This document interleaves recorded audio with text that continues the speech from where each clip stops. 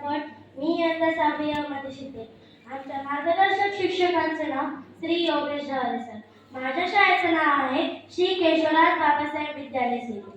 मी तुमच्या समोर आज कथा सादर करण्यासाठी जमले आहे आणि माझ्या कथेचं नाव आहे भाकरी. एका दिवशी एक गरीब माणूस रस्त्यावर बसलेला असतो. इतका गरीब की त्याच्याकडे एक वेळाचं नीट अन्न सुद्धा नसतं खायला.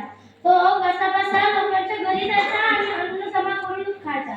मग तसंच एक दोन दिवस झाले आणि त्याच्या डोक्यात विचार येतात की देवानेच मला आता गरीब बनवलं, माझ्या नशिबातच गरीबपणा का, मला एक वेळाचं नीट अन्न सुद्धा का नाही मिळत. मग तसं म्हणून त्याच रस्त्याने साधू महाराज तपश्चर्या करून जात होते. खूप महान दिसत होते साधू महाराज. मग तो गरीब माणूस येऊन त्या साधू महाराजांना म्हणतो की साधू महाराज, तुम्ही खूप महान दिसत आहात, तुम्ही साधना करतात, नशीब बघतात, तर माझं नशीब बघा. तर मग साधू महाराज म्हणतात, तू कोण आहेस, मी तुझं नशीब का बघू. असं म्हणून तो गरीब माणूस म्हणतो की म्हणून माझ्या नशिबात दुःख, मला कधी सुखच भेटलं नाही, मला एक वेळाचं नीट अन्न सुद्धा खायला भेटलं नाही. असं म्हणून साधू महाराज डोळे बंद करतात. डोळे बंद करून साधना करतात आणि डोळे उघडून मग त्याला सांगतात की तुझ्या आयुष्यात फक्त 20 भाकऱ्या येतात, त्याच्या व्यतिरिक्त काहीच नाही. 20 भाकऱ्या तुला जेव्हा मिळतात तेव्हा तू राहशील का नाही ते काय माहित नाही. असं म्हणून तो गरीब माणूस म्हणतो की तुम्ही खूप महान आहात, खूप मोठे आहात, साधना करतात, नशीब बघतात, म्हणून मला त्या 20 भाकऱ्या आताच्या आत्ताच हव्या.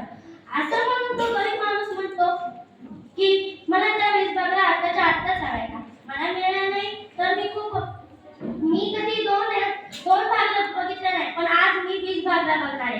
असं म्हणून ते साधू महाराज त्यांच्या शिष्यांकडून 20 भाकरी जमा करून घेतात आणि त्या गरीब माणसाला देतात. मग तो गरीब माणूस जागेवर जाऊन बसतो आणि विचार करत असते. आरती खातो, आरतीची एक खातो, एकच्या 2 अशा त्याच्याकडे उरतात 11 भाकऱ्या. मग त्याच्या डोक्यात विचार असतो की आता मी या 18 भाकऱ्याचं करू काय. म्हणून त्याच्या काही वेळानंतर त्याच्या समोरूनच 2 गरीब माणसं जात असतात.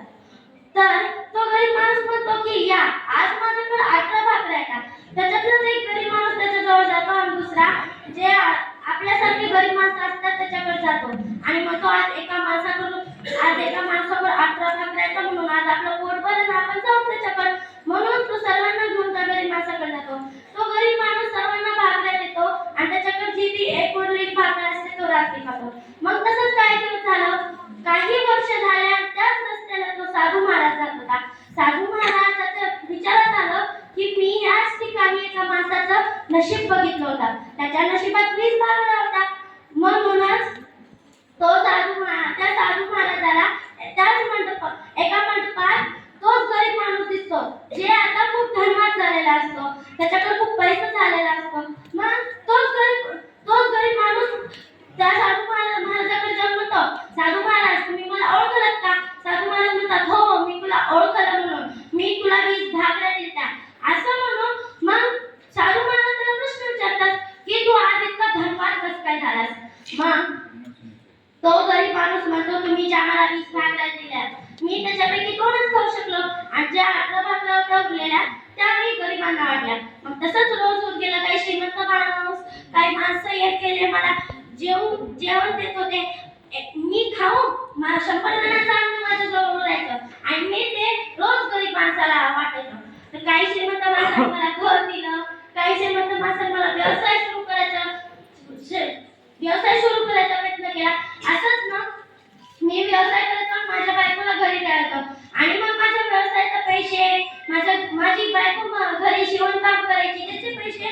म्हणून मी आज विचार केला की आज मी एक मंडप बांधला आणि त्या मंडपात मी या सर्वांना जीव घाला ज्यांनी मला आयुष्याचे डोळे उघडायला सांगितले.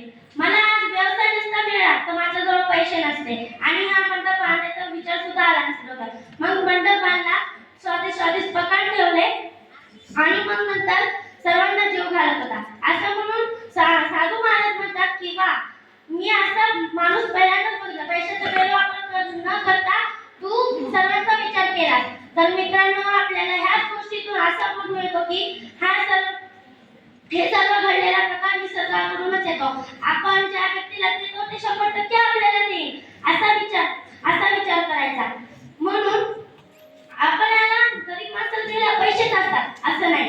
आपल्याला गरीब माणसाला द्यायला पैसेच नाही तर अन्न असते, वस्त्र असते, एखादी वस्तू असते ते आपण गरीब माणसाला द्यायला पाहिजे. माझं म्हणणं आहे की आपण पैसेच नाही तर आपल्या घरची वस्तू, अन्न, वस्त्र द्यायला पाहिजे.